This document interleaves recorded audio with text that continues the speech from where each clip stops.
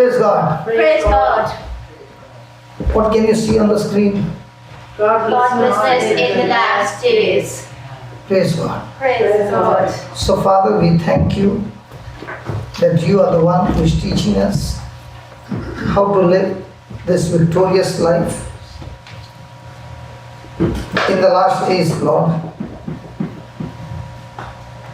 Everything looks to be going in the wrong direction, and only you can set it in the right direction by teaching us why are we too, who are born again Christians, tend to go in the wrong direction.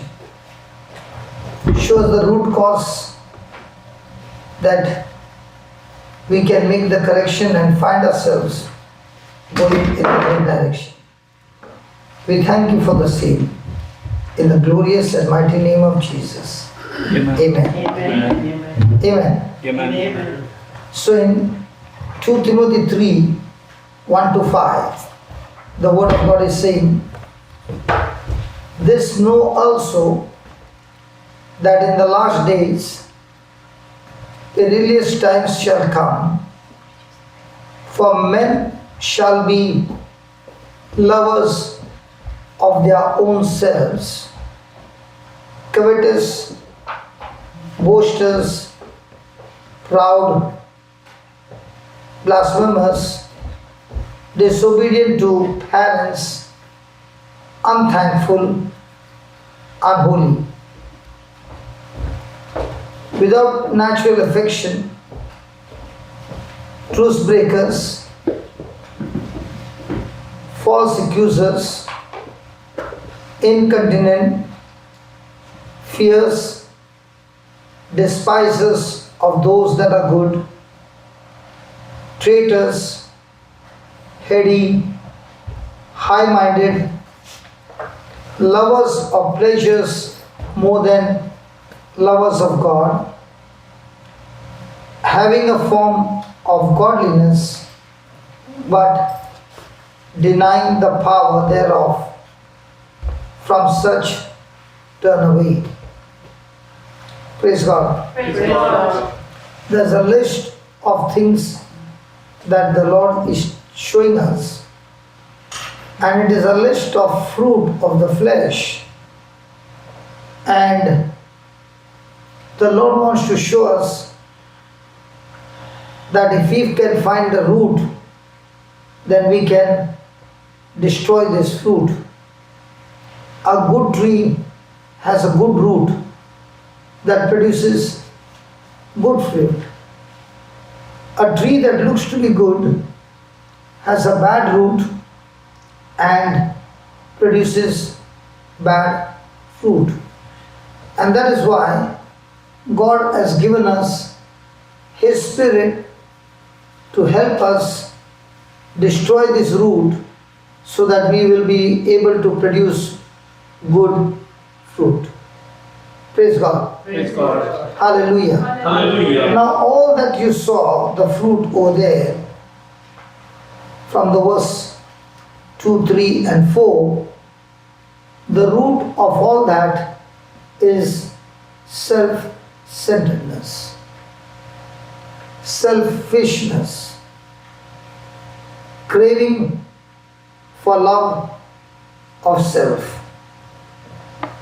When a person is born again, he stops living according to the standard of the world or the standard of society.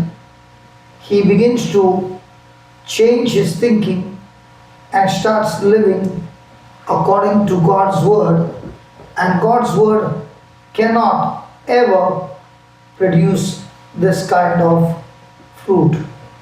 Praise God. Praise God. Thank you, Jesus. Thank you, Jesus. Hallelujah. Hallelujah.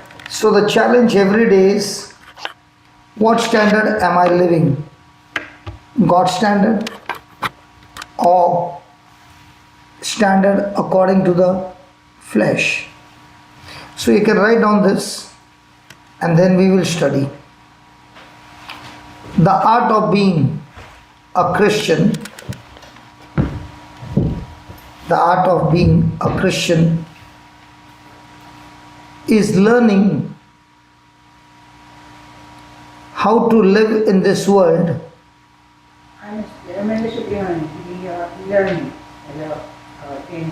The art of being a Christian is learning how to live in this world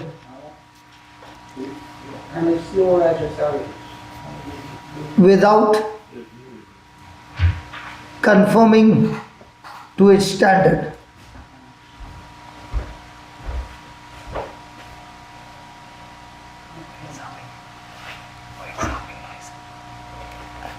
Might be the audio is That's a nice sentence. it's loud. Yeah, very good. I'm holding my The- breath when you go fast. The wireless mic frequency might be loud. Hallelujah. Hallelujah. Hallelujah. Thank you. The if you can control that wireless, that volume is high. Hallelujah. Hallelujah. And then when I go home, I can't read my own writing because it's too fast, too scrolly. Praise God. People who live according to society standard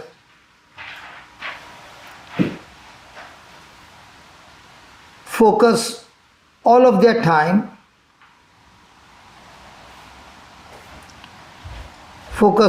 time energy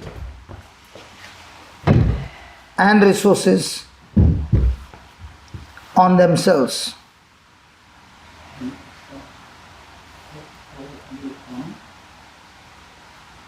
However, as believers, our goal should be to overcome self-centeredness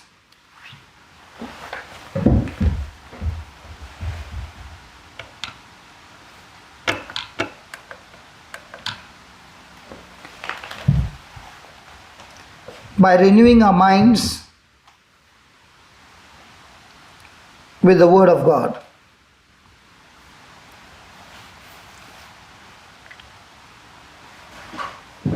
What do you think about what you wrote?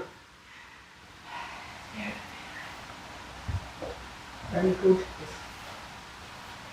Do we find ourselves also using the resources, our time, our energy, everything, using it for ourselves?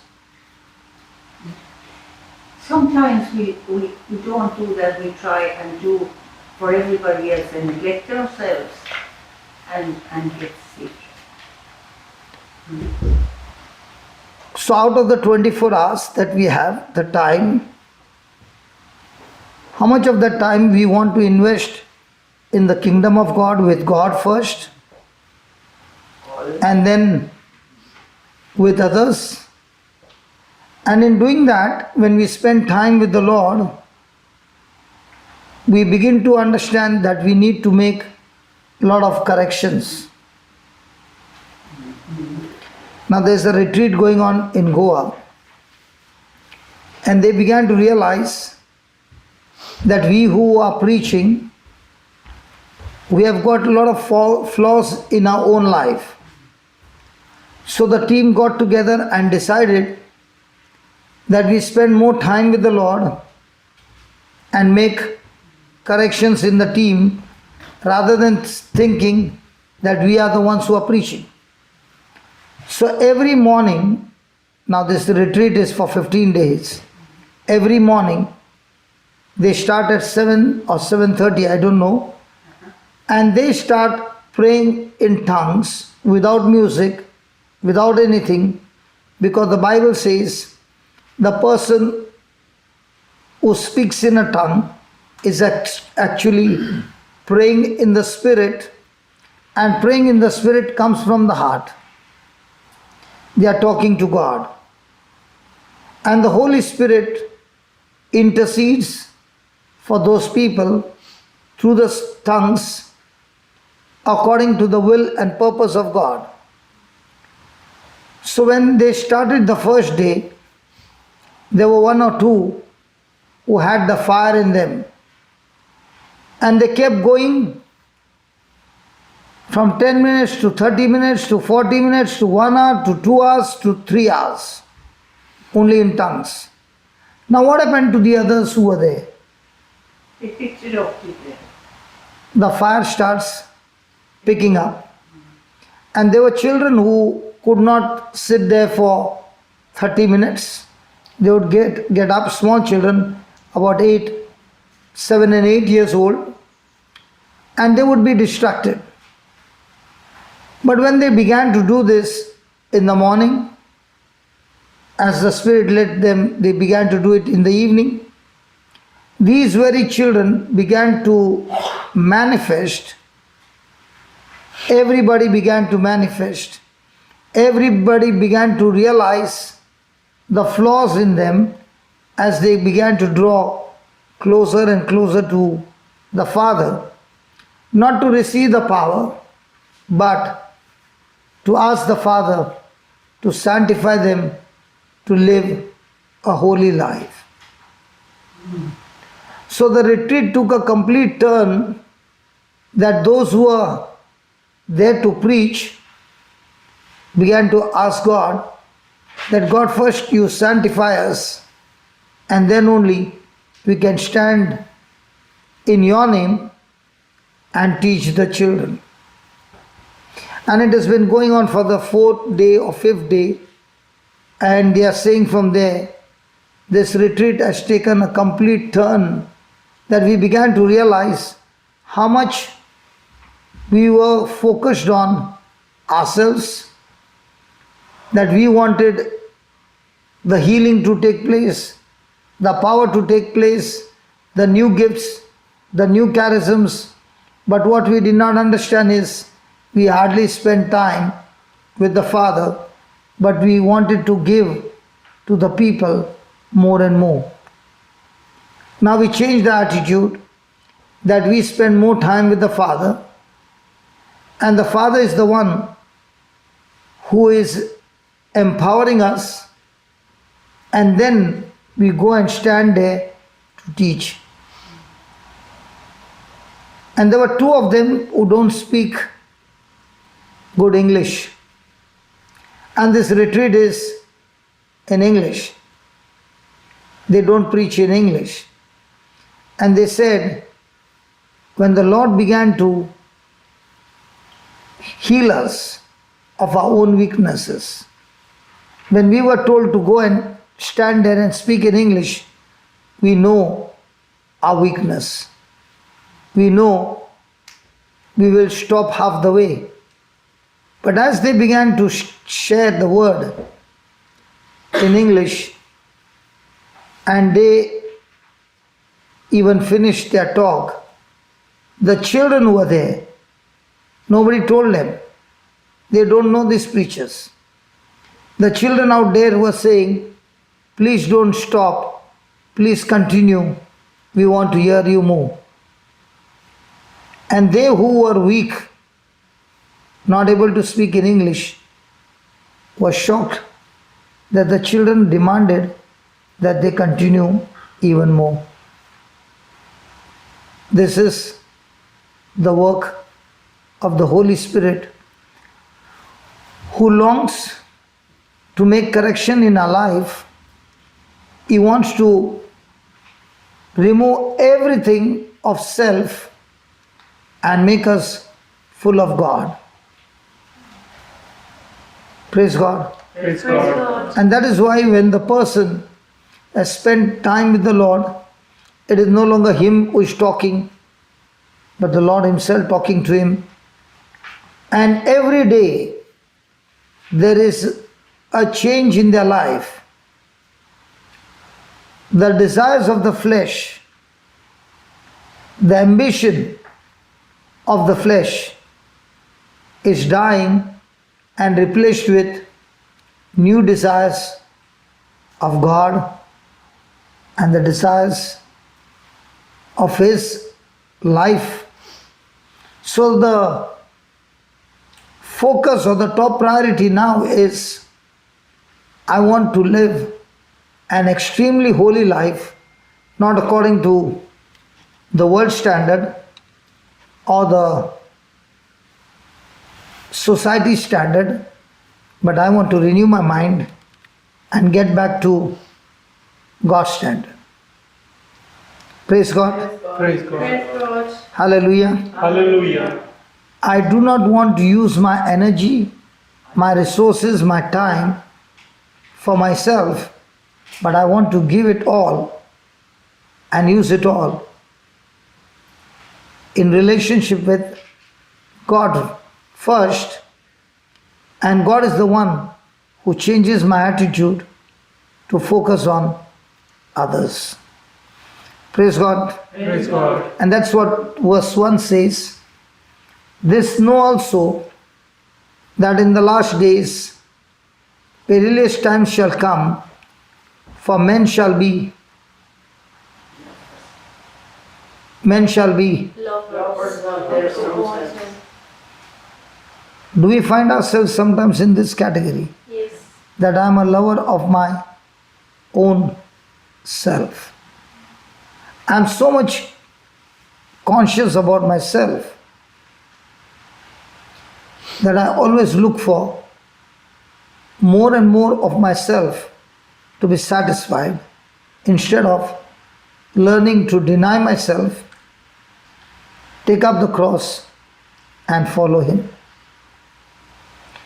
Praise God. Praise God. Praise God. So how will I know whether I'm selfish or I'm selfless? Please write down.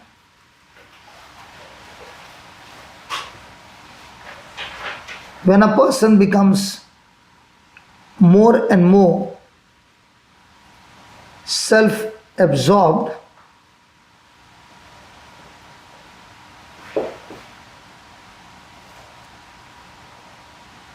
his action and his attitude towards others will reveal his selfish motive. Yesterday we had a beautiful experience when we went from here. Monica's car got punctured, the tire got punctured. It got damaged actually. And when the tire got punctured, she was stranded. So there was another lady who came to help, a neighbor came to help. We went there, and the nuts were very, very tight. A complete unknown stranger walked up there and started helping to take out the tire, the new tire, everything, and with a smile 3 angels. left. And he did that not as an opportunity that he would get some euros, but he did that totally selfless. Jesus once gave a parable that there was a man wounded by the roadside. The priest went, the Levite went, and a Samaritan went by. Two of them changed their lane and ignored him.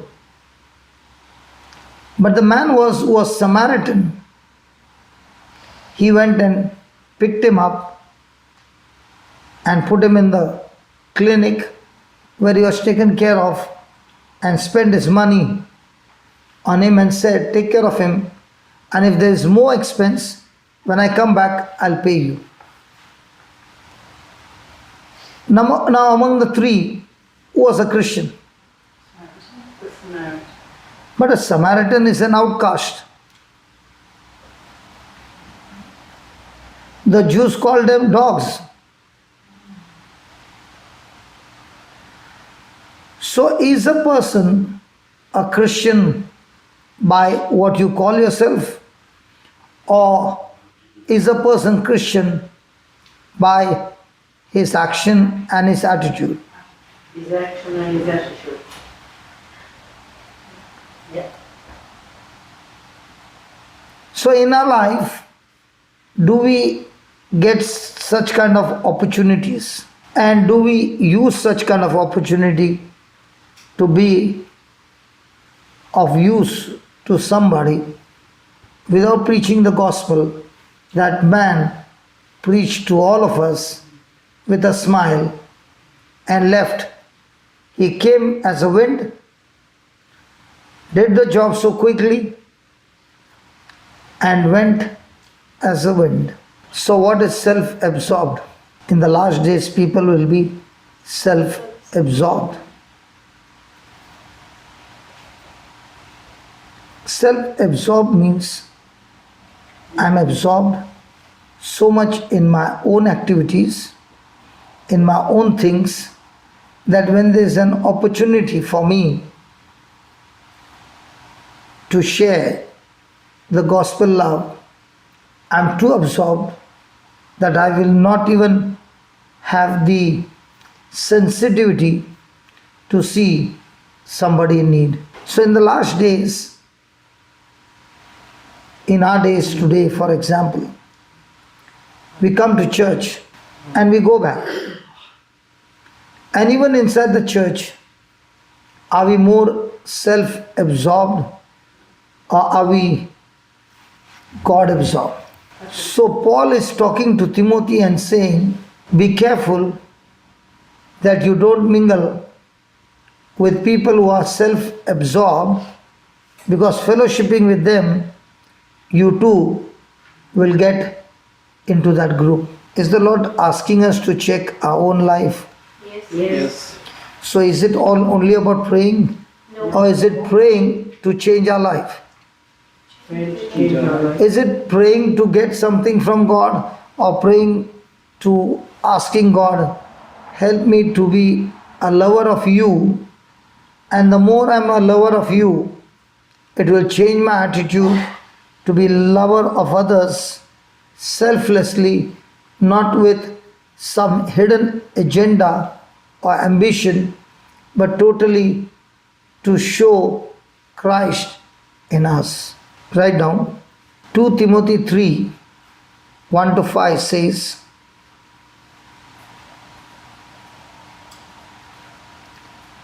do not be deceived. Do not be deceived by self-absorbed people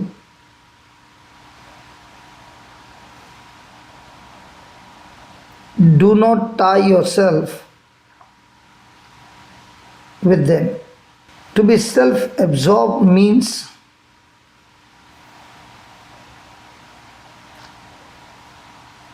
to be occupied or filled with selfish affairs,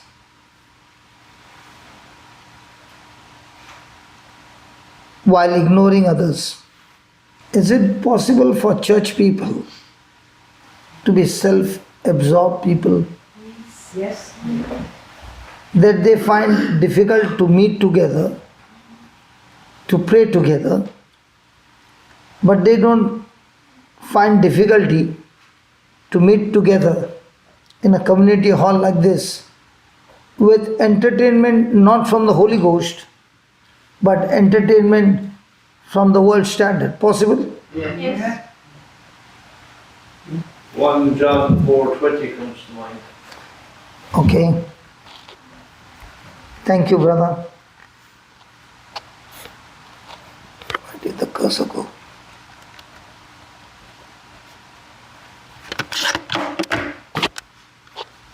Found the cursor. 1 John. What's the verse? What's the verse? 1 John 4:20. 4:20. Thank you. If a man say, I love God and hateth his brother, is a liar. For he that loveth not his brother whom he has seen, how can he love God whom he has not seen? The thing about that is that everybody is our brother or sister. So we have no right to hate anybody. Yeah. And a lot of people hate out of fear. Can you sit down here? Right, You didn't like it. no, I'm beginning to wonder, are you trying to get me embarrassed by sitting up there? No, you didn't go well. No, the reason I told you to sit here You can't hear me. is because when you talk, Huh? Yeah. there are others also. Yeah, please sit down, sit down. Here? Yeah, yeah. That's his Okay, chair. Yeah, yeah. He will change his position. Okay, thank you. Now, I did not call you because I hate you. You didn't. I called you because I love you. Thank you. Now, when you are speaking, I'm thinking about others. Yes. Because when you're speaking from there, your words are not recorded on this. That's a good thing, I think. Now, that's what you're thinking about yourself. I'd rather your words be up there. Because when you think about yourself, you'll say, don't record it. But if you think about others who can get the same message, you'll say, record it. There will be a day that I'm there and I'll be gone. But You'll be gone. I'll be gone to India. Oh, yes. Okay. Yeah. Now look at that. I thought, It was none of his concern to come and give you a chair. thank you. I wasn't thinking. What I'm trying to say is, when a person is sensitive to God, the Holy Spirit will all the time talk to you and show you opportunities where you die to yourself and be a blessing to others. The Holy Spirit teaches us to be sensitive, no longer absorbed by ourselves, but absorbed to be a blessing to others. That's why I'm learning to sing. Praise God. That's why I'm teaching you to come close so that everything you say is recorded. Oh, all right. Okay. Thank you. I'll do it. I'll sit here and I'll talk away as long as you let me. Praise God. Then you. But we talk so that we hear more of the word and not cause distraction, so that the limited time we get more out of it. I get it. Yes. Praise God. I like distracting you. Praise God. Praise God. I'm very bored, aren't I? Okay, to write down. You wrote that. Read the last line. To be self-absorbed Do not be deceived. To be self means to be occupied filled with self. and filled with selfish affairs while ignoring others. Yes. Does this happen? I know. Yes, good. Praise God. Yes. So, people who are all the time self-absorbed, can they go into depression? Yes, they can indeed. Depression is what? What? All the time you're thinking about self. In a negative way. Yeah? In a negative way, Yeah. anyway, our job is to think about ourselves in relationship with God. God. But when we think about ourselves all the time, comparing ourselves with others, then all kinds of different fruit that you just read in verse number 2, 3 and 4 is manifested. So the challenge is, how much can I be absorbed with God, His Word, His love, His forgiveness, His attitude for me, His desires for me, then the person is changed. But if the person is self-absorbed again and again, and as it goes increasing, there comes a time when he reaches a dead end. I only got as far as how much can I be absorbed? Query, that's a query, question. Sorry? I only got as far as in the question, how much can I be absorbed? Absorbed with what? Oh, Myself myself. or God? If it is myself, the person will reach the dead end. Dead end means he will be so absorbed with himself that the enemy will put him into such a case of depression, he doesn't even want to come out of home, out of his home, out of his room. He will be stuck inside. That's what the devil does. Get a person into self-absorbed, totally filled with myself and myself and myself. The same person comes to the Lord and spends his time more and more with the Lord, studying His Word, praying to Him. The first thing that happens is getting into fellowship with God will first change you from being self-centered, self-conscious, self-absorbed to God-absorbed. And when that happens, he begins to come out of his dead end, and now he finds the whole world out there who is waiting for him to be a blessing in his life. Example, please. Example, I got please. one. Okay, example, please. Example is Joseph is in his father's house. His brothers are insulting him, abusing him, but Joseph is not self-absorbed with what they are doing. He is absorbed with what God has promised him, and he is in that promise totally absorbed, that the negative things that the brothers are doing are not affecting him at all. Because he is absorbed with God's promises, his response to his brother is not tit for tat, but totally forgiveness. Those same brothers sell him as a slave. Joseph is not absorbed with insecurity. What will happen to me? I'm sold a slave. I will end up to be a slave. He's not self-absorbed.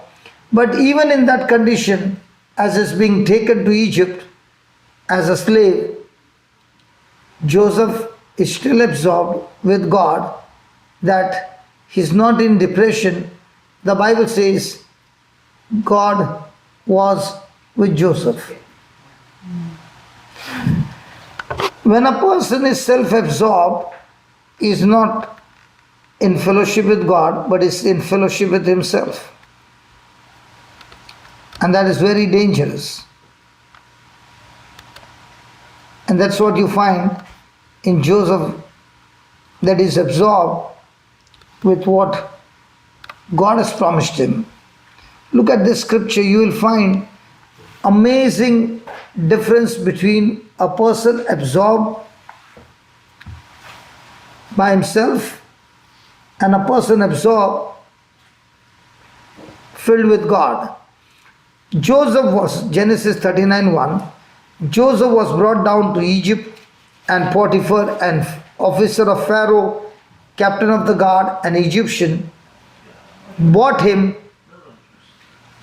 of the house of the hands of the Ishmaelites, which had brought him down there. Now, was he in a very serious problem? Yes. Now understand, he's a rich man's son. and a rich man's son is being taken to a slave market where he would be sold as a slave, and he has got nothing that he can do to free himself. Is he facing a problem? Yes. Is he absorbed with the problem? No. Or is he absorbed with God? With God. In our life, when we face trials of any kind, where is our focus? So, change. Yesterday, when the tire went flat, how much were you nervous in the beginning? How much was I what? Nervous. Or nervous. My first reaction was pure nervousness, that I'd be blamed for doing something wrong. You were blamed for doing something wrong? That I was blamed because I was so... If the tire goes flat, it's... No, it didn't go flat. I hit the curb because I was looking at the building across the road. Oh!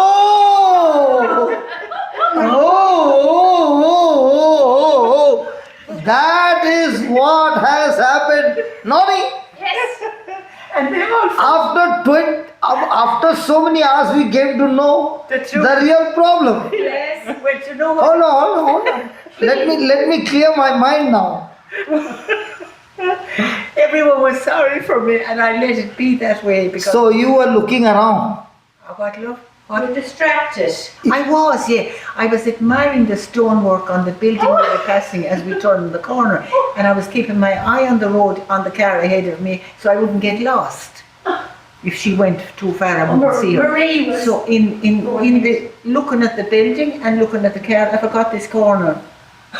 And I went up on the pavement and I heard the bang, and it scared the life. I knew I'd done damage. So I went into trauma, you'd say. Into what you call that thing, what happens? Shock. Shock. That saves me, then I'm not responsible, you see. Anyway, I went into shock, and then I said, Lord, Jesus, like that, a real prayer from my heart. And then, This was a real prayer from your heart. but then, do you know what happened? Then as I went up the hill, I began to hear the bump when the wind was out of the car. The car actually, the guy showed me this morning, had a big slit of about an inch, but it didn't begin to let out the wind until I was halfway up the hill. And then it stopped after a few big bumps, it stopped. It was on the ground. You never told us all this experience. Brian, did you know that? No, nobody knew it. No. I didn't. So it was a secret. Oh yeah, big secret. And we were looking at you with compassion. I know, and I let it be so because anyway, the best thing was, ye all arrived, and I said, thank you, Jesus, these are the angels you sent to help me, thank you. And then another woman came, and she was really nice to me, and I didn't tell her. Oh, I did, I told her that I hit the corner, all right, I told the truth. So you told an outsider, but you did not tell the ones who love you. No, oh God, no. Because I thought I was expecting, I would be expecting to be reproved for not keeping my eyes on the road. You're supposed to do that, aren't you? Yeah. You're driving. Yeah. But I wanted to tell my son when I went home about this lovely stone building and the things on it, because he does that kind of work. So that's why you got distracted. Absolutely, yes. And I nearly jumped out of my skin when I hit the corner. Okay. That's Praise God. Praise God again and again for saving Thank me. God. God. And then the lovely things that happened, you were all kind to me, and I lost my guilt and my fear, and I realised I didn't do anything out of the way. This is an opportunity for the angels to come and help me out of my trouble. So you came out of your fear. Absolutely, yeah. By the time you were finished with me, I was flying up the hill, wasn't I? In another car. No, Praise God. with a decent wheel. So distraction caused all this. And I was awfully ashamed of the cut of my car with all the stuff in it, because I thought I'd have to sleep in the car overnight because I couldn't get B&B the other night, you see. And that didn't work out either. Somebody got me a B&B, two women I don't know at all. Two angels came. And I said, can I park my car here overnight? And they said, you come, but make sure you put your bags and your money and everything in the boot and lock it. And I said, they said, otherwise someone will steal it. And I said, they won't. I've got angels protecting me. And they said, well, Now, do you know why I called her from there till here? The Lord already knew that she's going to give us a story of being. I had no intentions of doing that. I was Okay. I was going to listen quietly today Okay. and absorb everything. Okay, come on, let's continue. Praise God. Praise Praise God. God. So when you're self-absorbed, is your problem going to be sorted out? Or will you get into bigger problem? Was it a dead end that the car stopped? No, it was good. Till It was good. God had to show her that He still loves her, Oh, yes. and He brought strangers. We were not strangers, but I was marveled with that stranger who just came as if he got an SOS call. Did you call him? No, he just walked out of his house and came down the road, And- did the job and went. But I was really glad he helped you to get those screws loose. Because Yeah. your shoes weren't strong enough. I knew Yeah, that. praise God. Praise God. So in the same way, was Joseph self-absorbed when he went through terrible problem? No. And because he was not self-absorbed, but he was absorbed with God. And therefore the Bible says the Lord was with Joseph, and Joseph was a prosperous man. So in a day, how long are we absorbed with self when we face trials? Too long. So when we are too long absorbed with problems, are you reaching a dead end? Yes.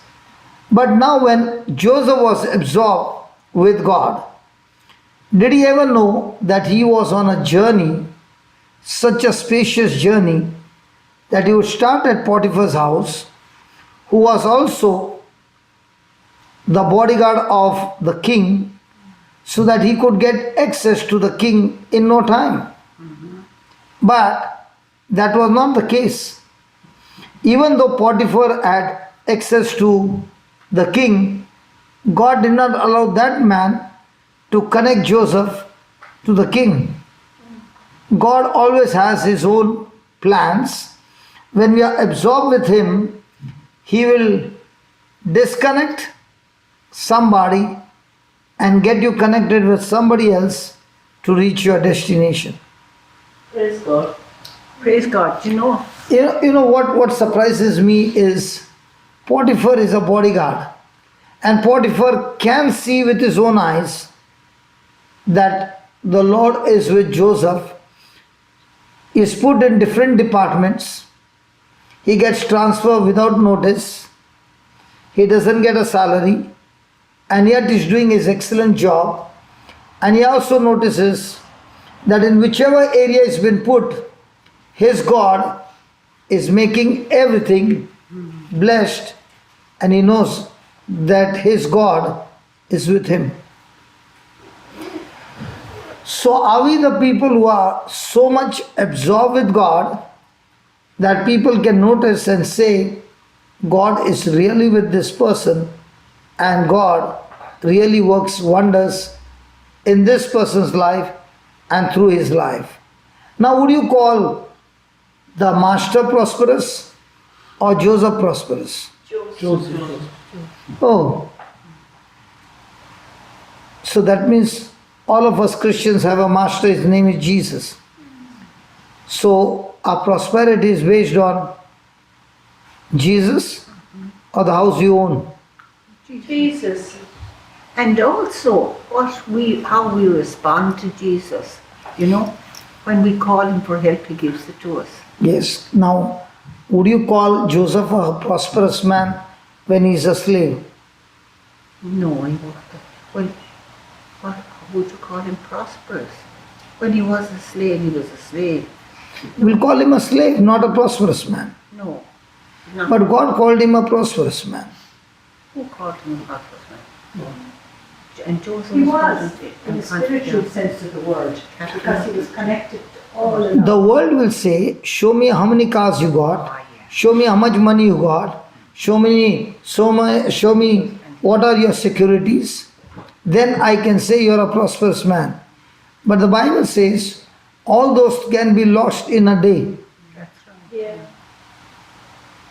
And it, A man is a prosperous who has got Christ with him. There are so many celebrities who have got everything, but yet they are in extreme depression. Why? because they're They don't not have with God. God. Yeah. They are so much self-absorbed that they spend their lifetime to get that name, fame, money, everything. And now when they have got it, they are so much insecure Yeah, and the, that they go into extreme depression, and even some of them might take away their life. and a lot. But the person who is a prosperous man is a person who has got God with him. So the same person who is a depressed person at a dead end, when he gets God on his side, he experiences the whole world as his playground, that he can play the game, but this time with God on his side, and touch lives everywhere. Everything is God given. Yes. Let's take some example. She asked for an example. Peter denied Jesus. Did he make a mistake? Yes. So when he made a mistake, do you think the devil would have tortured him for denying Jesus? Yes. Was he guilty? Yes. Now after all that guilt, did that get him out of the way that he was supposed to travel? Yes. He went fishing. When he went fishing the whole night, did he get anything? No. Was he at a dead end? Now when he met Jesus at the beach, when Jesus said, lower your net, and he got so much of fish, and when he recognized that the stranger is Jesus, did he jump out of the boat? Yes. Did Jesus ask him, do you love me? Yes. And what did Jesus tell him? Feed my lambs. Feed my lamb. Now was Peter completely self-absorbed when he made that mistake? Yes. Yes. So when Jesus said, go and feed my lamb, what is Jesus saying? Get out of your self-absorbed situation, because what I have chosen you for is so big that the whole world becomes your space to enjoy the life that I've given you by being God conscious or God absorbed, who's going to teach you how you can be a blessing to people who are in depression and set them free.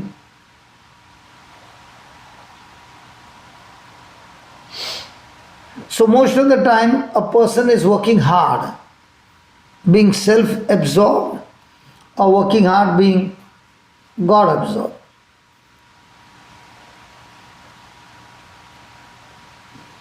If you look at Joseph, so many trials, and in all these trials he is victorious by not failing to obey God. And yet, instead of being promoted, he is being punished for being good. Will that discourage a person? It would if the one didn't understand this. So what is the Lord teaching us today? When we are born again, this world is supposed to hate you. Don't marvel to that. But continue in the midst of what is coming against you to be God absorbed, using your time and your resources to build yourself in what God said, and the end result will be supernatural. Joseph, with all his education, with all his talents and gifts, with all his certificates, can he ever become a governor? A what? Governor. Governor of Egypt? No. But when he became God absorbed, did God give him a position beyond his ability or capacity? Yes. So people who are God absorbed, day and night, they begin to discover the potential and they start using it. They go beyond their imagination.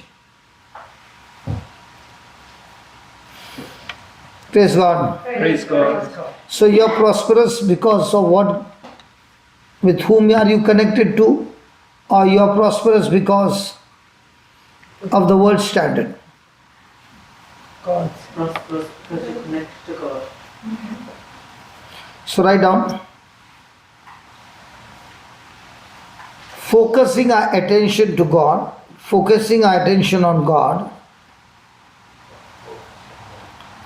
focusing our attention on God leads to a spacious and free life. Leads us to, sorry. Spacious and free life.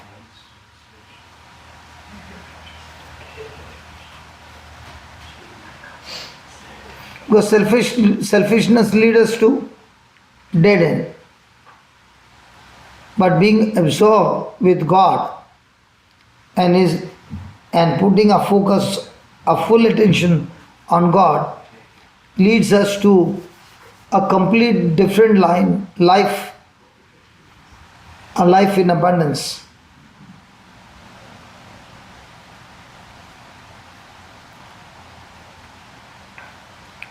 Write down in capital letters. We must not think of ourselves. We must not think of ourselves more than we think of God. Which one do we think more? Themselves. We must not think of ourselves more than we think of God. Normally, what do we think more? Self. So, are you on a journey of dead end? Yes. We are learning. We are really learning the more you repeat it. That's why I come all the way from County Clare to hear you. And my family think I'm crazy. They say, Mommy, don't talk like that. And I say, like what, love? And they say, about God. And I say, why? And they say, because people will think you're crazy. And I say, but you think that already, so what does it matter? It's true. But they do let me do what I want to do, you see, which is great. I say, okay, I'll stay at home then and get miserable. Oh no, Mom, for goodness sake, do what you want to do. So I come.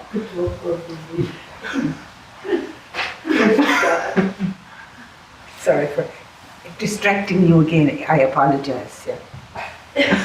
I'm thinking more of myself now, aren't I? Oh Lord, I am learning, definitely learning. Yeah. I was afraid to answer them back before.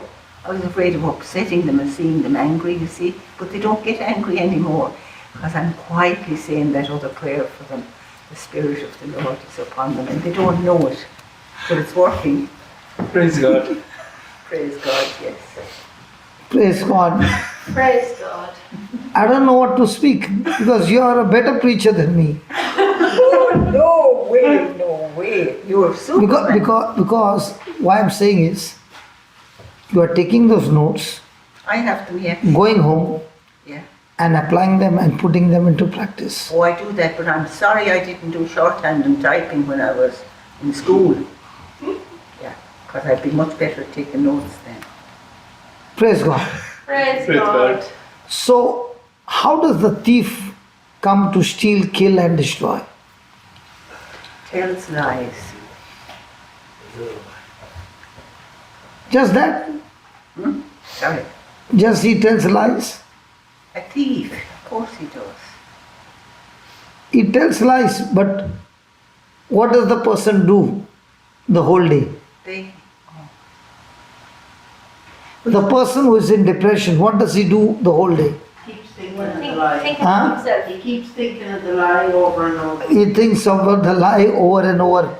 And when he keeps thinking on the lie over and over, is he self-absorbed with Yes. different situations? Yes. What he said, what she said, this person was supposed to come and help me, did not come to help me, all those things. Correct? But you know, Is what there any, you know what he often says though? That he's no good and that he's worthless. can you hear her what she's saying? Sorry. That he's no good, that he's worthless and that he's good for nothing. He keeps saying that and then he goes into misery and then he can't. Oh, I have a saying for that though. When I find a person like that, I say to them, one woman was going to the hospital to visit her friend who had committed suicide the day before. Well, tried to, but she didn't, thank God. So the friend was very upset standing outside the hospital and she was telling me, and I said, look, Lowen, thank God that she's alive.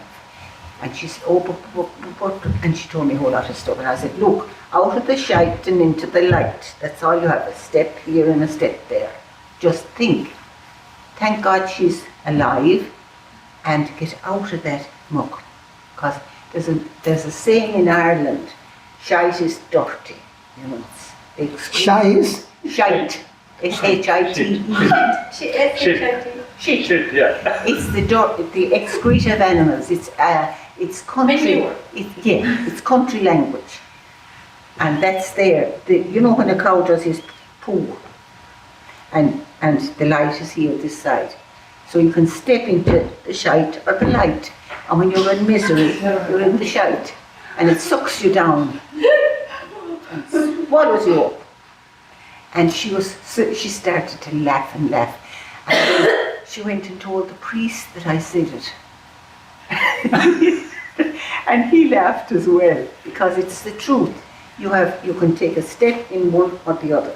Or out of one, it only takes one step. Yeah? See? And it's a physical thing. And sometimes it just works. Yeah? If you think of it. So.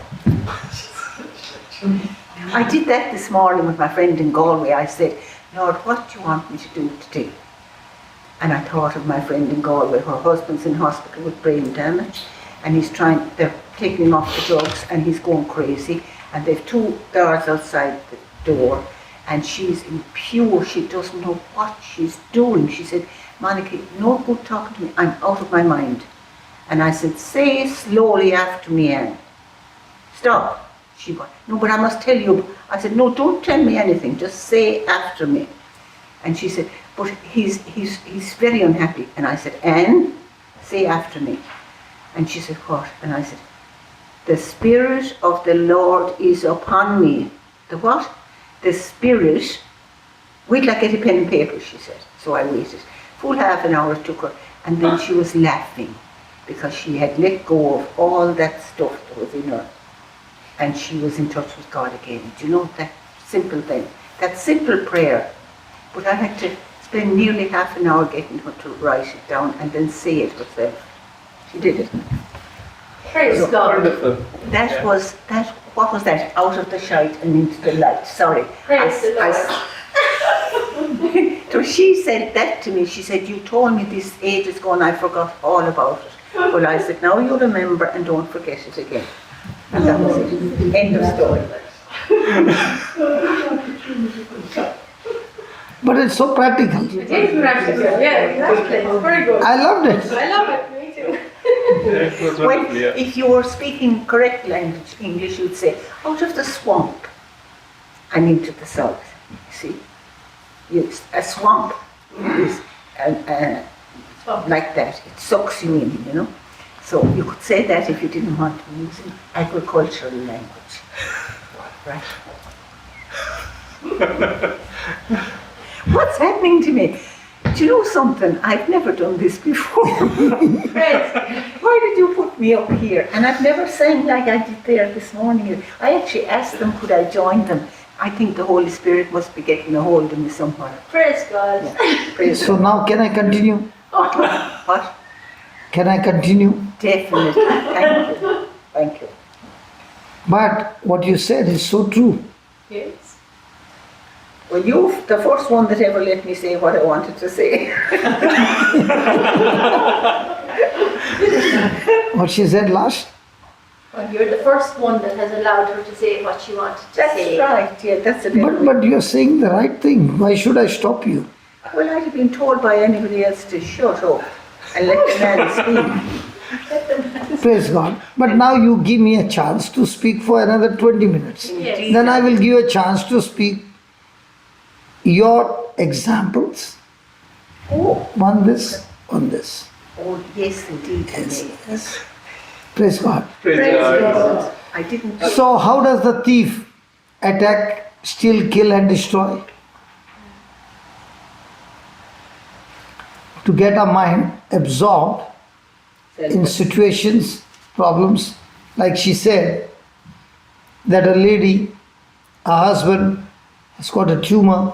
So throughout the mind, throughout the day, she's thinking about her husband, thinking about the problems, thinking about her, thinking about everything. Now she says, it took her half an hour to explain to her, just 4 lines, that the Spirit of the Lord is upon me. My God Himself has anointed me. He has filled me with His love and He has set me free from all evil.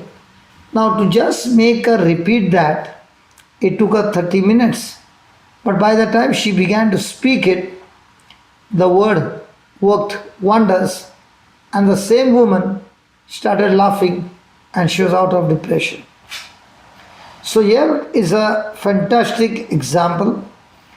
Jesus said the thief comes to steal, kill and destroy, and he does that by getting people's mind absorbed on their own selfish needs. But now when Jesus comes, He gives us His word, His promise that is full of life, and when we open our mouth and we start speaking it, it enters the heart through our ears, and now there's a deposit of God kind of life inside of us, and when we keep on repeating it over and over again, now we are absorbed with Christ's word that brings Christ's life inside of us. Can I tell you something I forgot?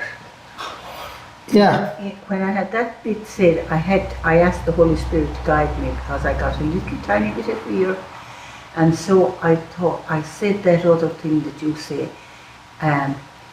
in the name of Jesus, I command the evil spirit of illness to leave his body, because she kept saying he can't get better, he's got brain damage. And so I said, well, God created him, He made him, so He can change him at any time. So she listened to that. And what else? There was something else that came up as well. Oh yeah, I said, when you're saying that prayer now, put him and you into a circle of love. Imagine the light of Christ. And put the two of you in there and say that prayer. And then the second part, He is strong, He is healthy. You know that bit. Yeah. So by the end of it, so you have been doing the homework beautifully. well, it wasn't me at all. She said, you're an angel. And I said, no. God will find a way to find you out of your misery when you're there. She said, I was nearly gone. She said, my mind was gone. And I said, well, God will find a way. Just do that. So she wrote it all down and she started to say it. And that's good. Thank God. Praise the Lord. Praise Praise God. the Lord. I used to be afraid to say that too. I used to be ashamed and afraid to say praise the Lord for a long time. But not now, thank God. God. So, with her testimony that we heard, is she making an impact on others? Yes. Yes, sure. Is she been making an impact on herself first, using the teachings and the promises of God? Yes. Yes. Now she is absorbing what Christ has said, and when a person is absorbing to what Christ has said, even if she has never done in her lifetime, now her whole system is working in a different direction or in the right direction, and she is making an impact on others. we went to leave Noni's car and we said, you be in the church, we'll be back. So we dropped her inside the church. But by the time we came, she's outside. Children, when they are told to remain inside, they don't remain inside. They come out to play. And who was she playing with? Another elderly lady. What was she playing? She was playing the audio file of the Word of God. She was talking to another person. But the joy was that she was talking to another person who needed Christ, and she was explaining to her how this Word of God works in her life. Now, is she self-absorbed about Christ and others? Yes. Yes. And that is what I must ask myself every day.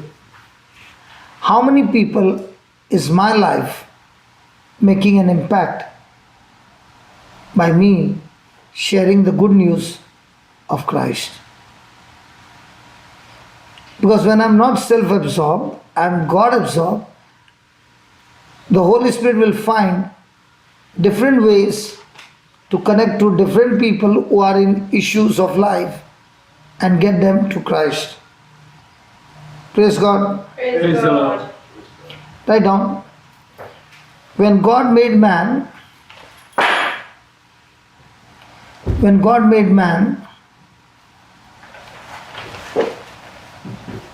he decided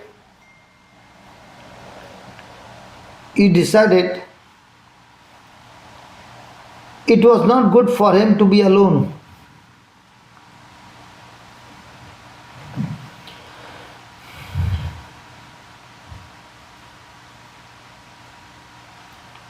So he created a helper.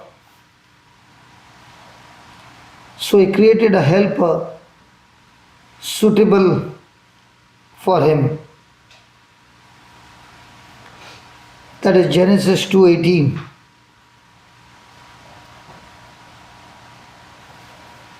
Eve was designed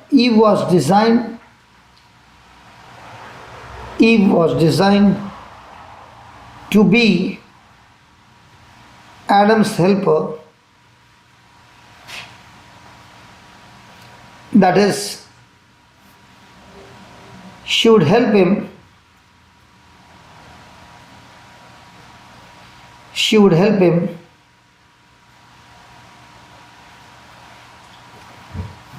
Anybody married here? Well, was married. Is that good enough? Yeah, good enough. Experience. Okay. Now, those who are married and God's original plan is that He did not want man to be alone, and that's why He created Eve to help man and be a helper. So what was Eve's purpose in Adam's life? Be a helper. And how is she going to help him? Not by what she did.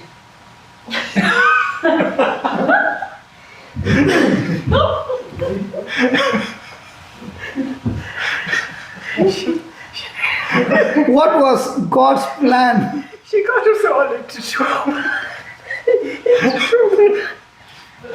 Okay, let's cool down. Let's study this secret, okay?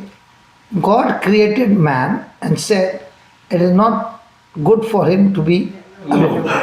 So He created a woman and said she is going to be man's helper. Yeah. So what is she going to help him? Did you say what is she going to? Okay, where is the problem in man? No, he wasn't focusing on God anymore, was he? He was focusing on Eve. No, you're not focusing. God created Eve for man, to help man to be out of self-centeredness.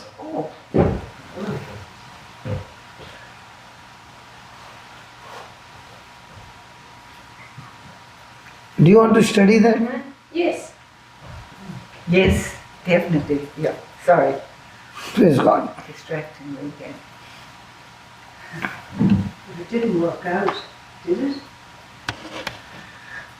It did not work out because if I'm created for something and I do something else for what I'm not created for, it's always going to backfire.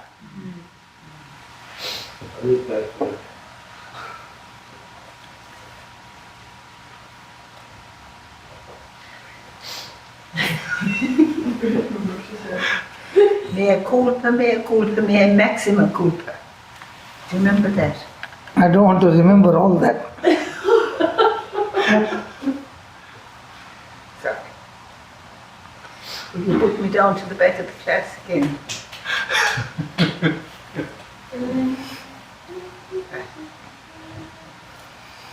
Praise God. Praise God. Now, God said that the woman is a helper, right? Did Jesus also say something? Holy Spirit is the helper. Correct. Jesus said, I will send you a helper who is just like me, and he will help you in everything.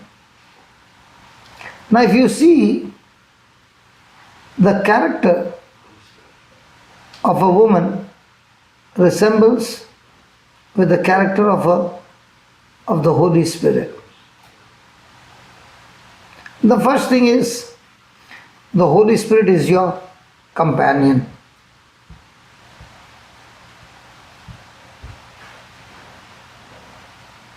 Advocate. Is he your companion 24/7? Yes. Yes. So is he supposed to talk to you all the time? Help you all the time? Get you into the right focus all the time? Yes. Praise God. Praise God. Praise God. Now, if you see a man and a woman, they are physically created by God extremely different. Man will focus on one thing, whereas the woman can focus on multiple things at the same time. So, man who is created one way, he has got his wife who has been created to look after many things at the same time. So the woman becomes an extreme helper for man in his personal life. That's why a man and a woman being different, when they get married, they become one flesh. But if a man and a woman don't understand that they were created differently, but to be living together, and if a person doesn't understand, there's going to be friction all the time. And in that friction, if you see, when they both learn to come back to the Lord, in that friction, they begin to change, they begin to die one to another, they begin to adjust one another, and the marriage becomes extremely beautiful.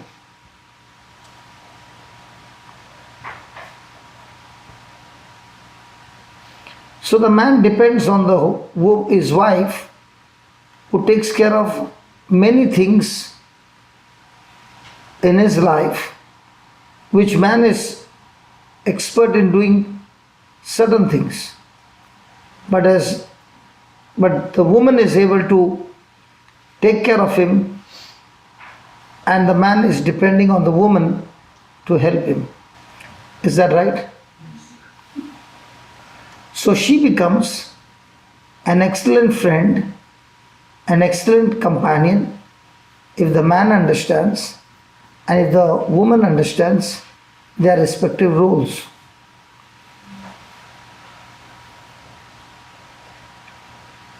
So man, created by God, is supposed to first be the person who is leading the family, and for him to lead the family, God calls him the head. Now, when a person doesn't understand what God calls him, it can turn into a chaos, like it happened in my life. I was married, but I had nothing to do with marriage. I was living as if I'm not married.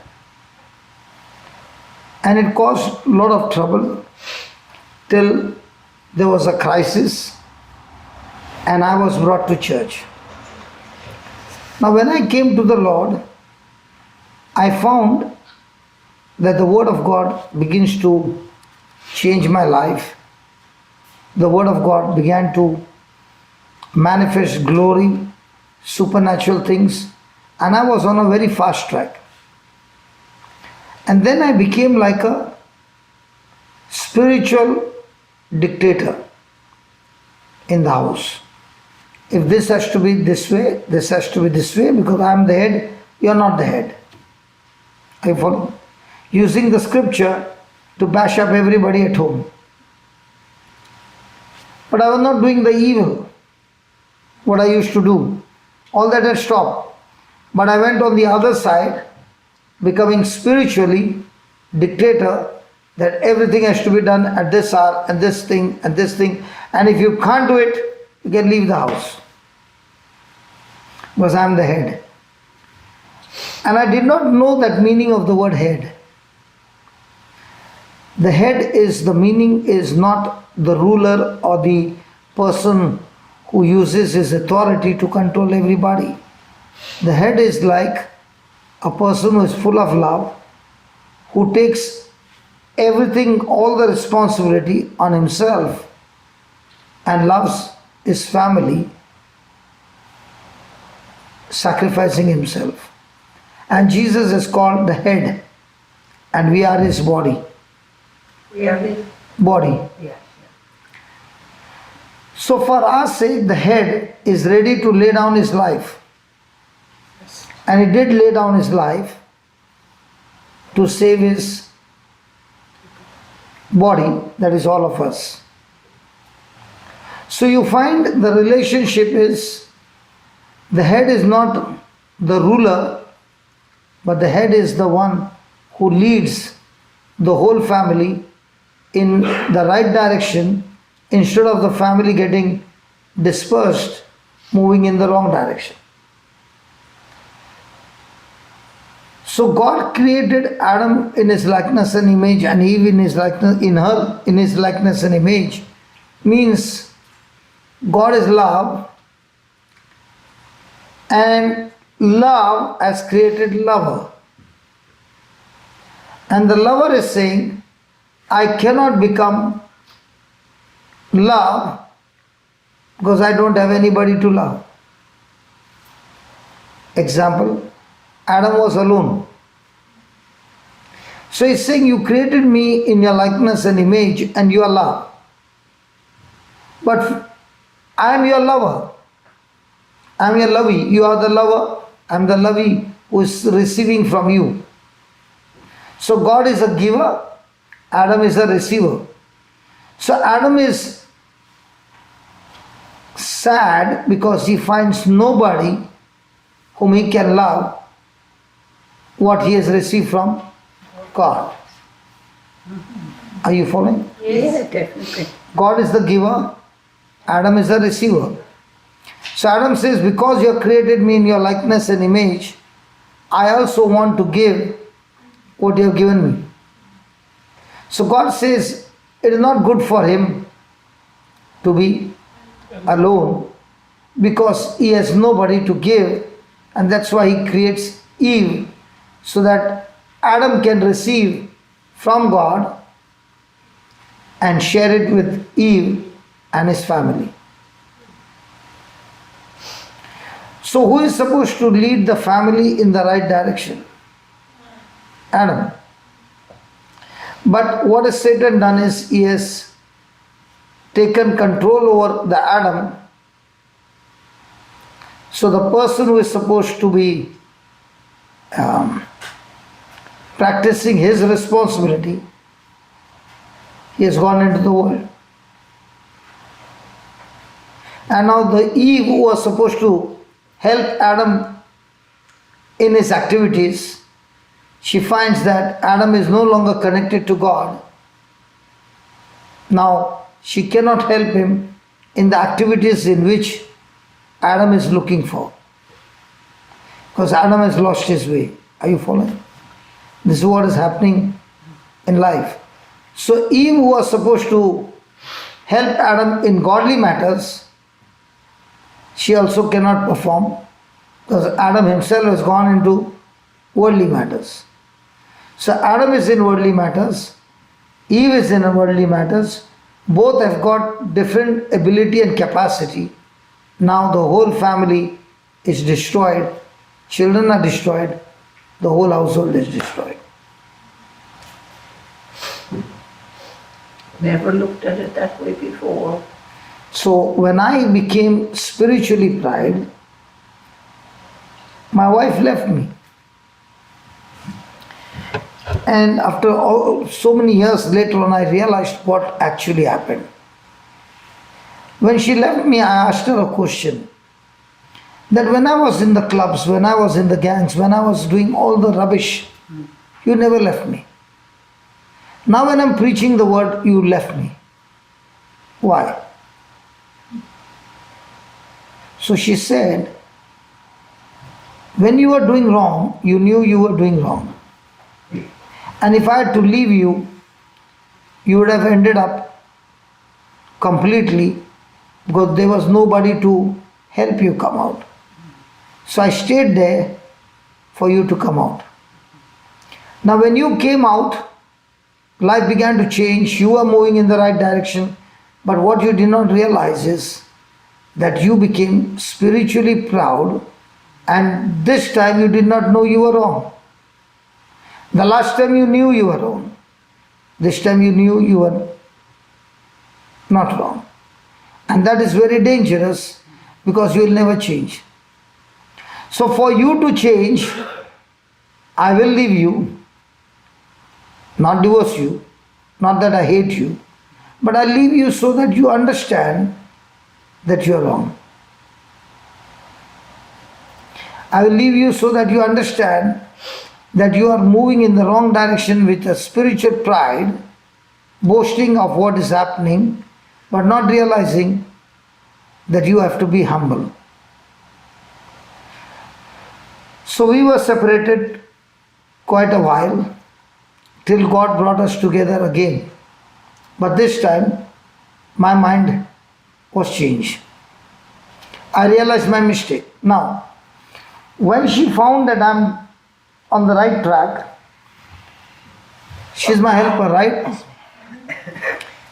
Now when she finds me that I'm moving from place to place preaching the word of God, as a helper, she should help me or stop me.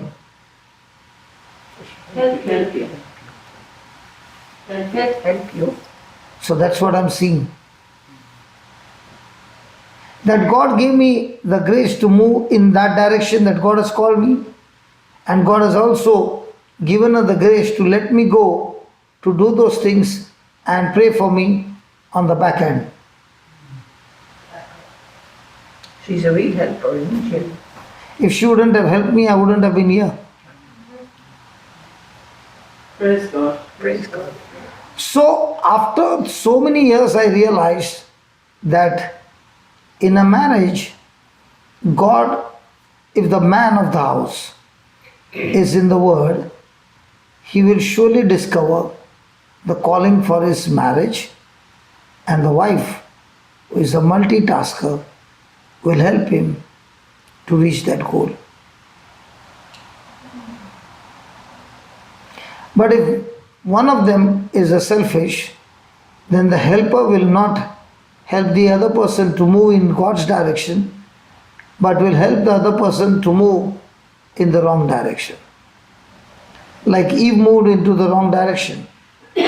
She actually a helper who is supposed to help Adam to be in the right direction, not be in the self direction. She moved in the self direction, and she, a helper, helped Adam also to move in the wrong direction. But there are so many men who are in the wrong side, but the woman is on the right side. So what is the woman doing?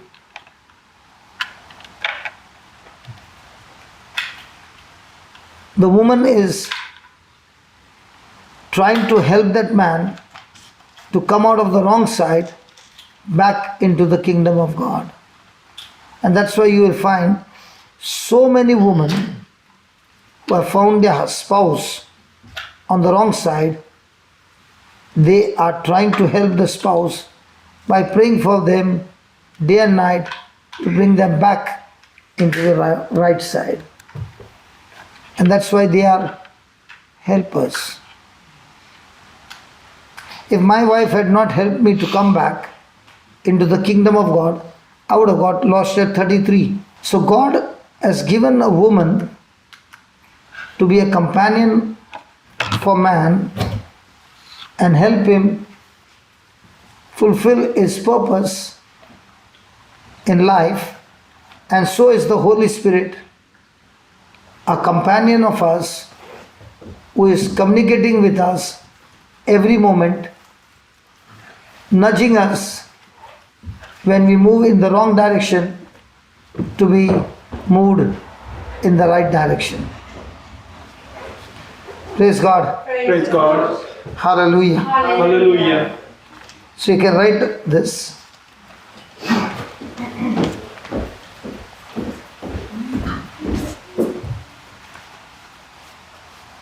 Can I ask you a question, brother? You both are in the Lord, right? Sorry? Both of you are in the Lord, right? You're in the Lord. When you both got married, were you both in the Lord? Yes. Right from the beginning? Right from the beginning. When you got married, were you Yeah, well, with the Lord? Yes, I always have great faith in the Blessed Mother and great belief in it. And well, I drank quite a bit as a younger man. What? Alcohol? He was alcoholic in the younger Not an age. alcoholic, just drank quite Yeah, he was drinking. Okay, sorry. So, Because- so was your wife helping you with drinking? Oh, no.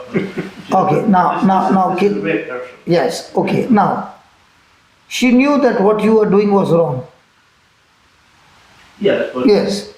Now, was she asking God to help you to come out of this? she probably was. Was she praying to God that you would come out of this? In her own way, yes. Now, that's the role of a helper. Yeah. So, when one misses, okay, the other one is there not to nag, accuse, and point finger, but to love, pray, and make you change and bring you back into the kingdom. But I do know why I drank. Because I knew I wasn't doing what I was here to do. That was to love God. Once that became apparent, and I started to talk to the Holy Spirit of Jesus and listen to the things, I had no Desire, no desire. desire for drink. Because drink used to put me in a place where I was oblivious of the torment I was going through. Does that make sense? I just wasn't happy where I was. But I knew I wasn't doing what I was here to do. So, did her prayers help you to come back? Which? Did her prayers help you to come back? Nothing else on your prayer. Now, I'm not the simplest man in the world to get up. Sorry. No. He said it's not simple the simplest man to get on with. Oh, right. He said it's not easy to get on with. It's difficult to get on with. It's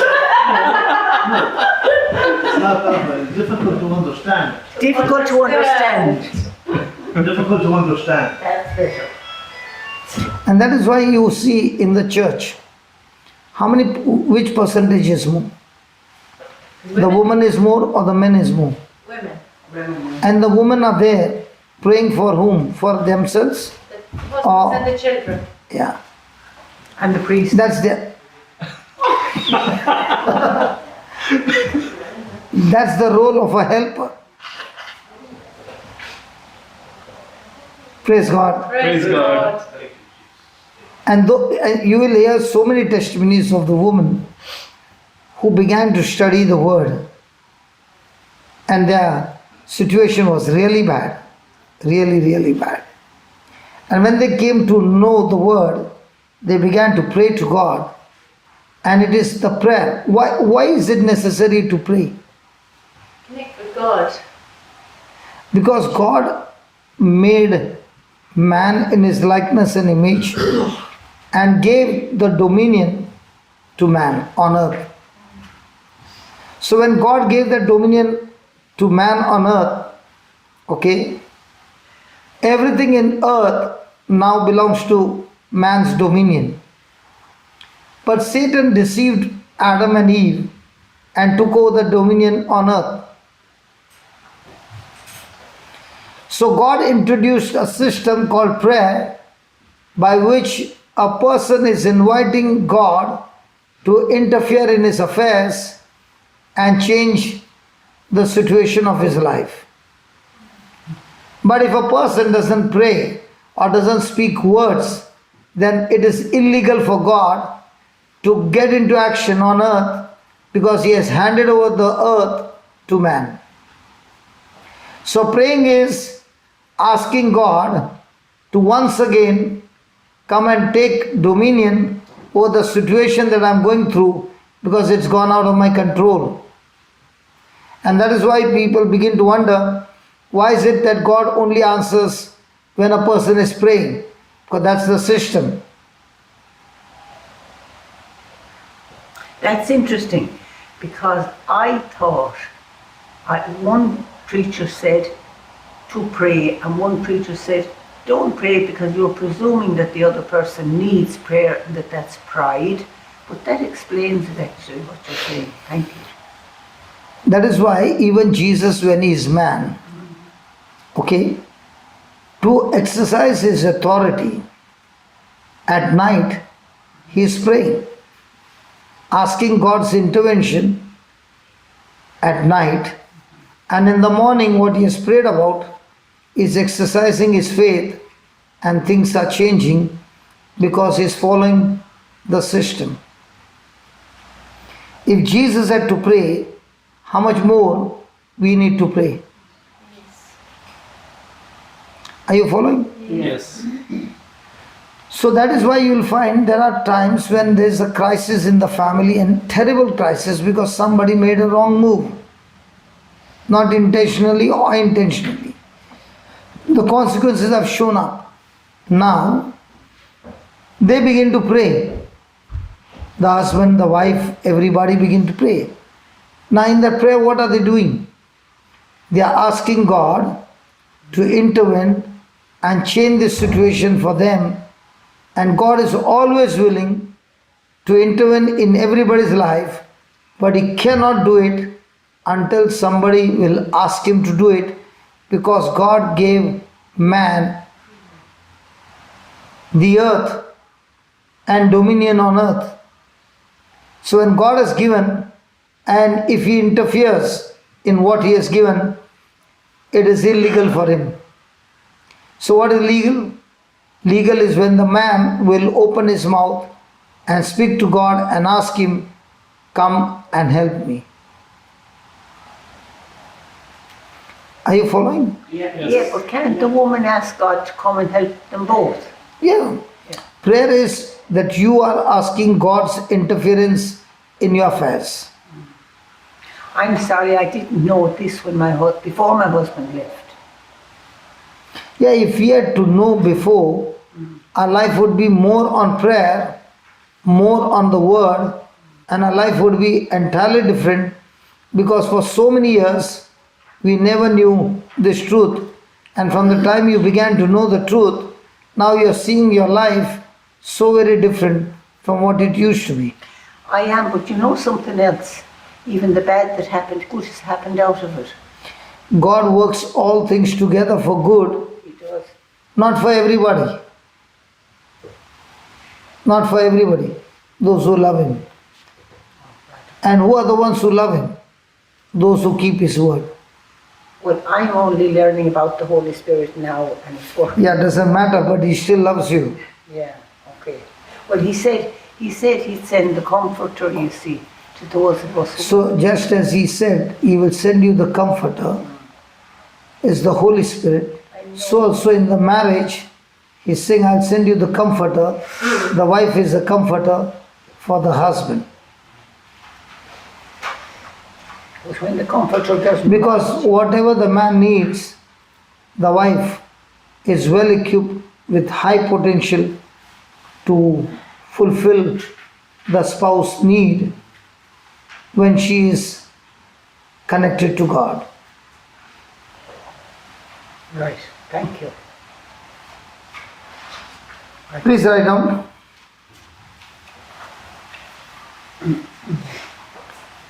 Many characteristics of a woman's nature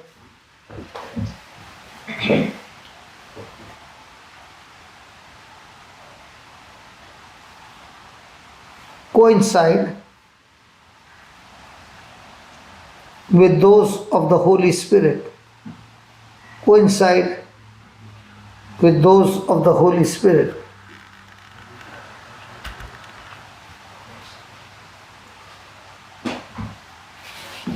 John 14:16.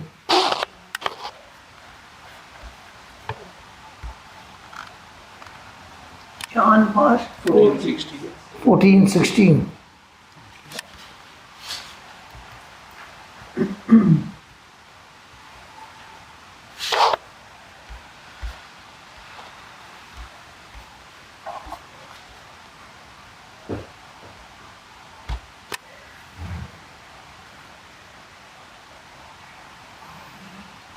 I will pray the Father, and He will give you another Comforter, that He may abide with you forever. I love that one.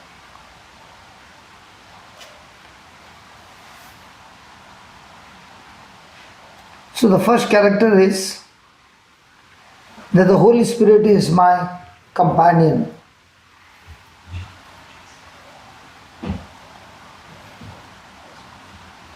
A companion who communicates with us.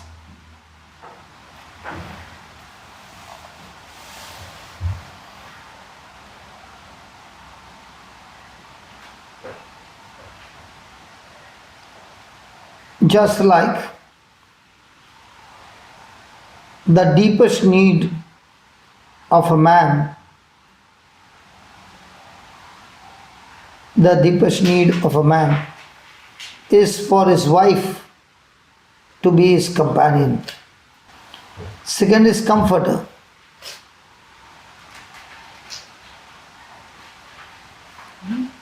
Comforter. Sorry, I think I missed some. A companion just like the deepest need for a man is just like what? Holy Spirit. For his wife A man for his wife. to be his companion.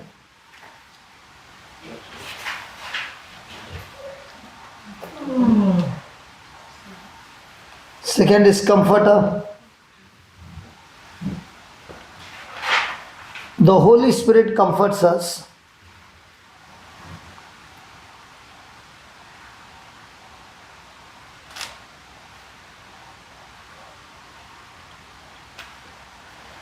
Likewise,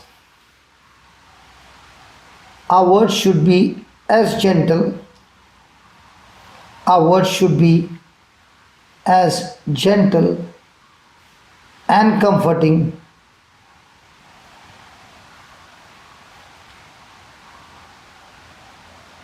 as those of the Holy Spirit, as those of the Holy Spirit when He speaks to us.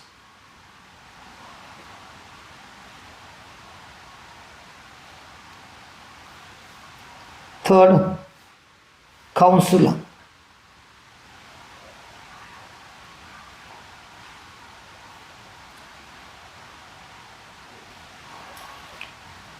A Holy Spirit type woman,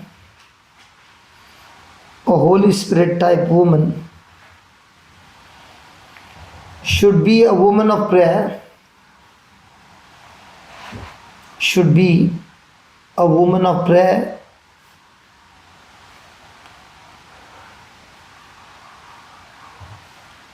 and wisdom.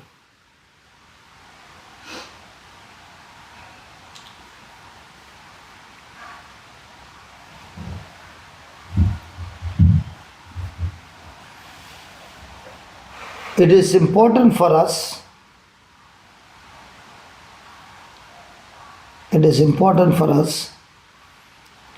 that we read and study the Bible,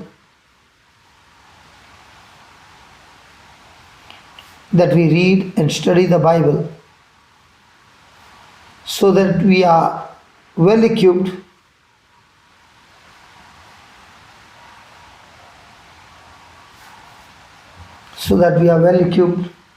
We are very to give good wisdom.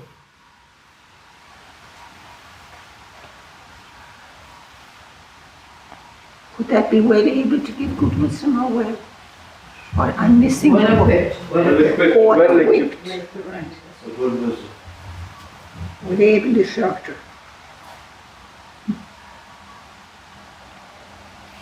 Example, Eve was led by her emotions.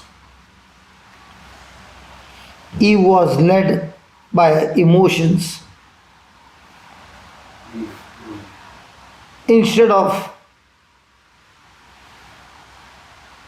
godly wisdom.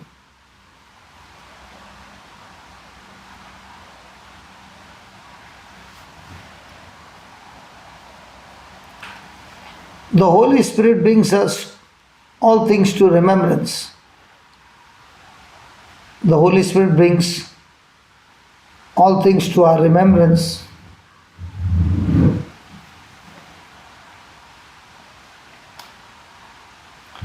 But He does not nag us.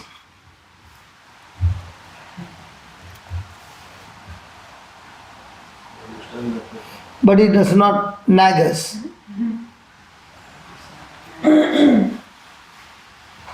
He speaks in a still small voice.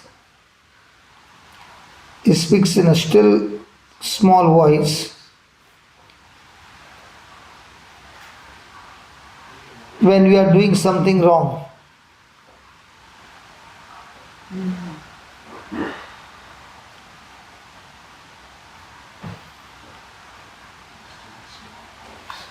He gently nudges us.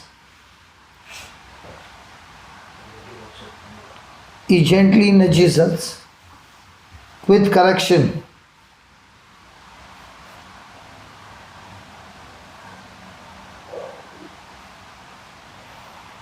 Similarly,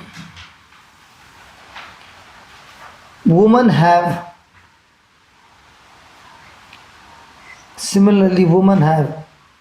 God-given ability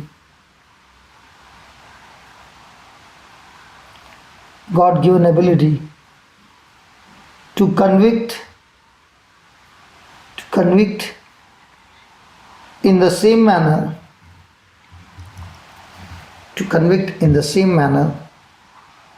without nagging.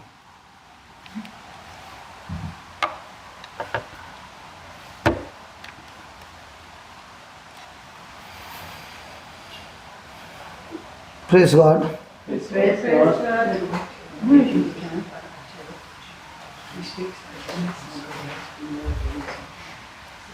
Praise God. What do you think about what you wrote? That's challenging. Perfect. It's challenging. It's badly needed. Women are perfect. Fair. Not perfect, but they are very sensitive. Okay? Who's very And they get connected to God many a times through emotions. But the same lady, when she starts studying the Word of God and starts studying the truth and builds herself with God's wisdom, she is a great blessing. Amazing blessing. Not only to the spouse but to the whole family.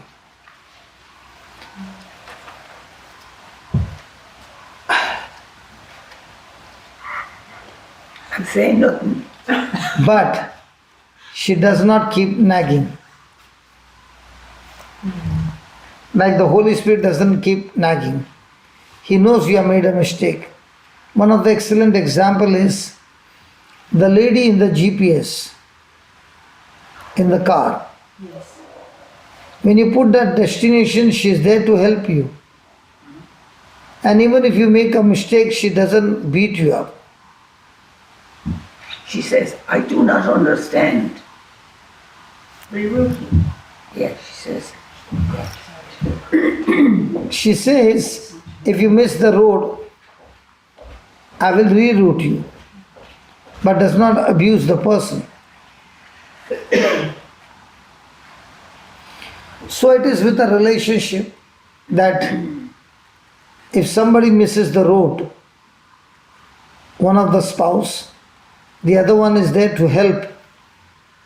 Like the Holy Spirit is your helper, loving you, giving you advice, counseling you, but does not scream at you, abuses you, or nags you. Or what?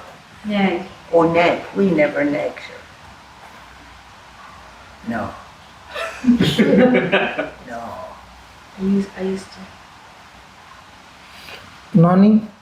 I used to. Yeah. There is one Irish woman who nags. The rest of the Irish women never nag. Might be she came to India, she got that infection there. Well, the man might think she's nagging just because she asks him gently, why did you throw your meat in the bin, when he gets in a temper? And he says, would you stop nagging me? But you know how I stopped nagging him? I never gave him steak again when he was drunk.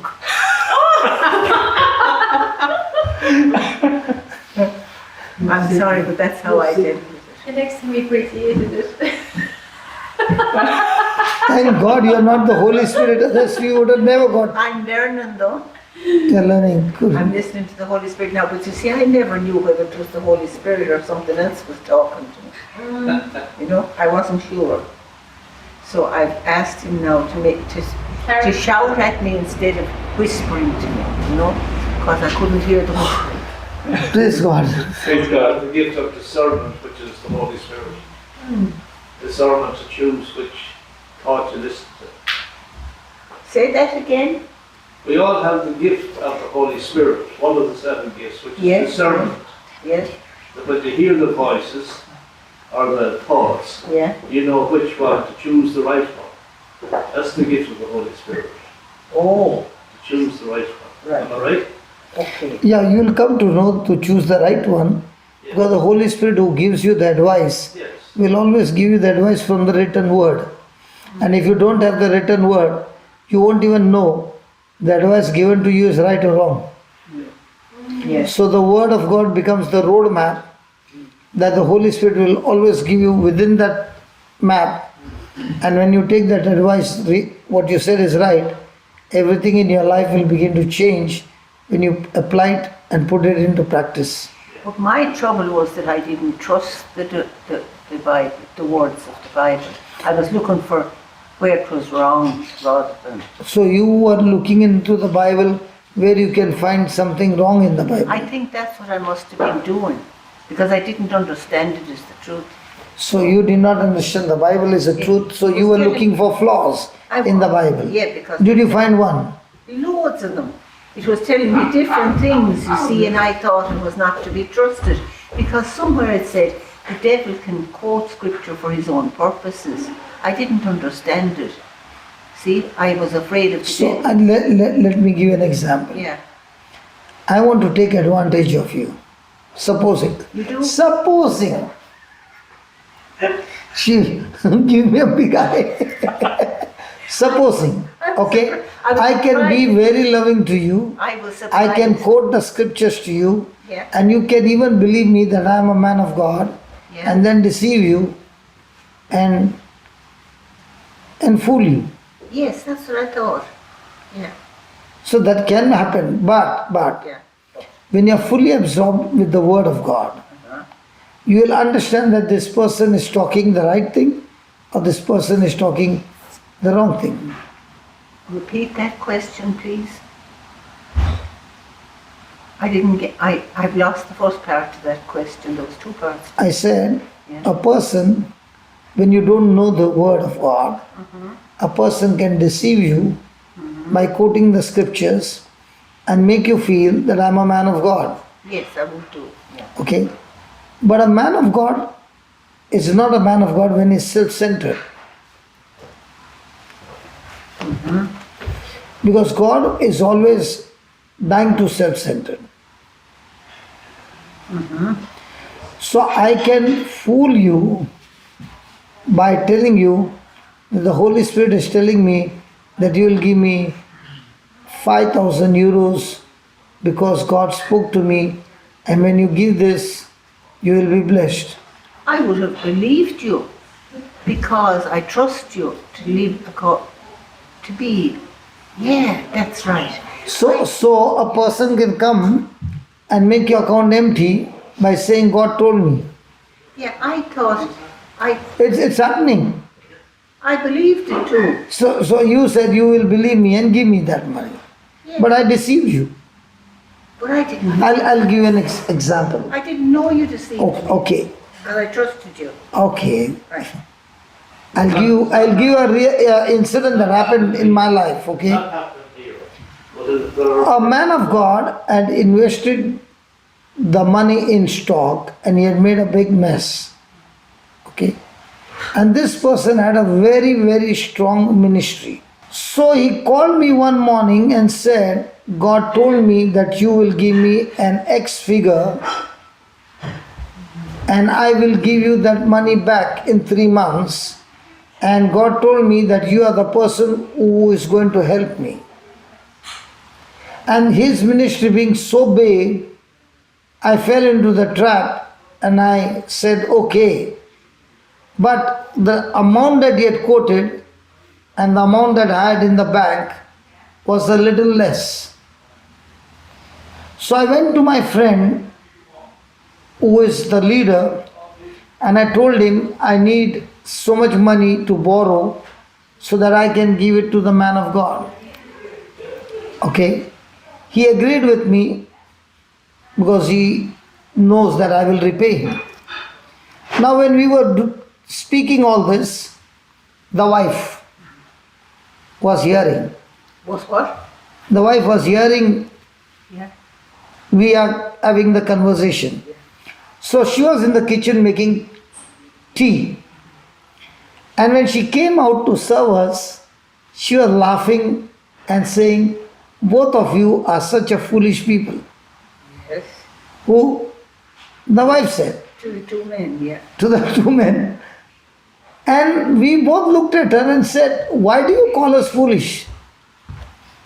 So she said, if God told that man that you are supposed to give the amount, how strange it is that God doesn't know how much of amount is there in your account.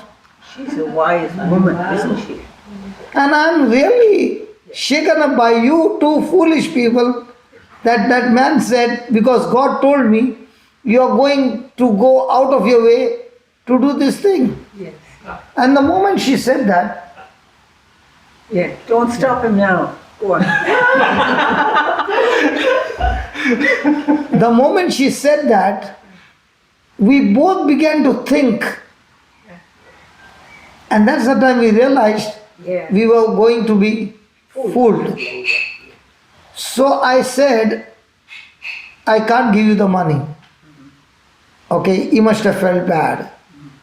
But after 3 months, I realized that so many people had given him the money with a phone call and he had messed up so many people's life. Yeah. You can see how the Holy Spirit spoke through that woman. Yeah. Surely I had fallen into the trap. That happened. And she was just making tea. That's what I said.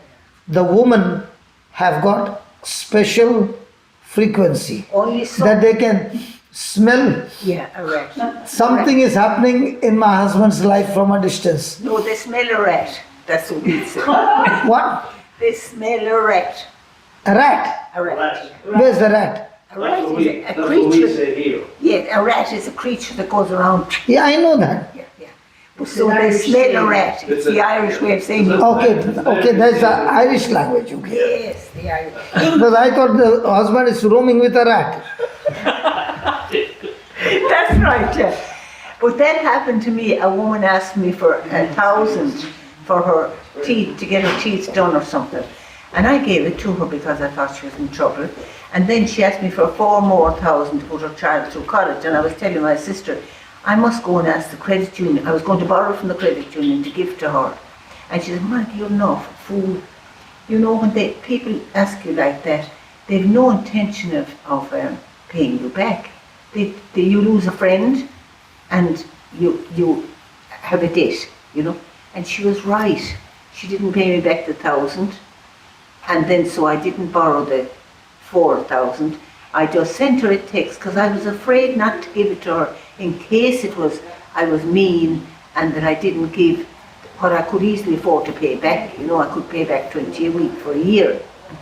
That's only 1,000 for 5 years. If she didn't pay me back. So I was willing to take the risk, you know. And but then when I went to the credit union, they said no. So I quite happily texted, I'm sorry, the credit union has refused to give me the money. And she said she didn't answer that at all. It didn't matter to her really. She only wanted it because they went off to Scotland for a holiday. I discovered afterwards. So that made me happy. I hadn't refused her. I thought it was God asking me, you see. I wasn't wise. But now I'm getting smarter. Where do you stay? Where do I what? Where do you live? Down in County Clare, near the cliffs of Moher. I should come to visit you. Will you? God, I'll Yeah, have to clear because you out. got a lot of money. What? What? No, nothing. What did you say? You're a very simple lady. A bit stupid, I think, really. No, you're a very simple Yeah, lady lovely hair. with a lot of money. So I would love to come and fellowship with you. I'll tell you something. I had a little bundle of it to give you today and it disappeared. I've searched the car and I can't find it. And I think, do you know what I think happened? When I had it in my phone, and when I put my phone on top of the car, he drove away and I took down the phone, but I didn't miss the money out of it. But it's all right. It is gone. Okay, what I'm trying to say is, don't fall into everybody's words. Yes. Yeah. I realised. Is that right? Oh, yes. Very good. Don't fall into everybody's what? Words. Yeah. Words. Yeah. It's a good point. Can be a trap. Because when you are self-absorbed, your desires are of the world. That's why she was borrowing 4,000 so that her daughter can go on a tour. Yeah. But for her to repay back, it would have taken her 5 years. 5 years. But I didn't mind because you see, I knew God would give me the money to pay back. Do you know, I knew everything I get is a gift. Praise God. Father, thank you so much that in all this discussion and sharing and fellowship, we are able to learn many things, O Lord, from you. And today you shared with us that when we are self-absorbed, that is the root for being selfish, ignoring the things of God and absorbing the things of the world. And when that becomes the root, it destroys us completely. Thank you for teaching us this powerful truth. And as we continue to meditate on what you have taught us. We are so sure, Holy Spirit, you are the companion, the comforter, the counselor, always willing to teach us the truth. We thank you for this. In the glorious and mighty name of Jesus. Amen. Praise the Lord.